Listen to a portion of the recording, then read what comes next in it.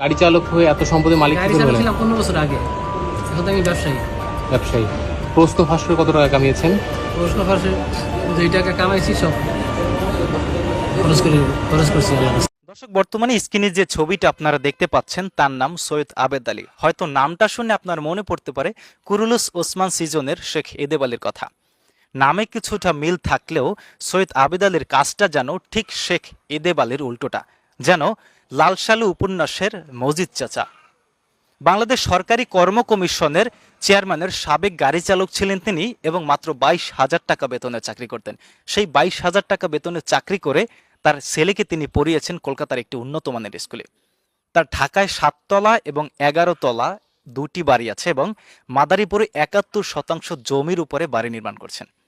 এত কিছু বলার কারণ হচ্ছে বর্তমানে এই সৈয়দ আবেদ আলীর পোস্ট বা তার ছবি আমাদের ফেসবুক বা নেটিজেনদের মাঝে নেটিজেনদের প্রোফাইলে শেয়ার হচ্ছে। কারণ 33তম বিসিএস পরীক্ষা থেকে শুরু করে 46তম বিসিএস পরীক্ষার মধ্যে যতগুলো প্রশ্ন ফাঁস হয়েছে তার সাথে সরাসরি যুক্ত এই সৈয়দ আবেদ আলী, যেন লালসালু উপন্যাসের মজিদ চাচা।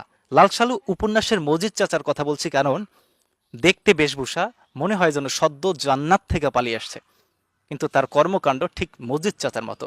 আমরা দেখতে পাচ্ছি যে সৈয়দ আবেদ আলীর তার ফেসবুক পেজে একটা পোস্ট করেছেন, গতকাল ঢাকা থেকে মাদারীপুরে ফেরার পথে হাইওয়েতে মসজিদ না পেয়ে মাগরিবের সালাত আদায় করছিলাম, সে সময় ছবিটা আমার অজান্তেই আমার বড় ছেলে তুলে দিছে।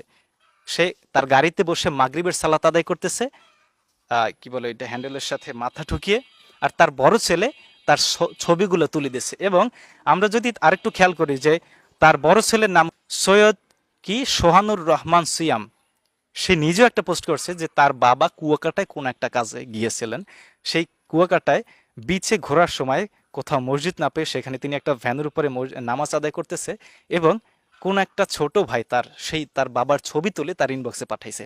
সে তার ফেসবুক পেজ থেকে পোস্ট করছে এবং সৈয়দ আবেদ আলী নিজেই তার মাগরিবের নামাজ পড়ার দৃশ্য কিন্তু পোস্ট করছে। এবং আমরা যদি আরেকটু দেখি যে সৈয়দ আবেদ আলী পোস্ট করছে, সময় উপভোগ করেন, পৃথিবী 2 দিনের, কাল বাদে পরশুর সূর্য আপনার নাও হতে পারে। সৈয়দ আবেদ আলী, মিস্টার সৈয়দ আবেদ আলী, আজকের সূর্য কিন্তু আপনার না। আপনি যে পোস্ট করছেন যে সময় উপভোগ করেন, পৃথিবী 2 দিনের, আচ্ছা সময় উপভোগ করেন এর মানে কি? আপনি যখন যেটা পাচ্ছেন সামনে সেইটা কাঁচাই নিছেন, সেটা পকেটে ভরছেন, এই তো সময় উপভোগ করেন। আপনি ঠিক কাজ করছেন। এবং পৃথিবী 2 দিনের, অবশ্যই পৃথিবী 2 দিনের, আপনি একদিনে সবকিছু কাঁচাইয়ে পকেটে ঢুকাইছেন। আর কাল বাদে পরশুর সূর্য আপনার না হইতে পারে, আজকে আপনার সূর্যটা আপনার না।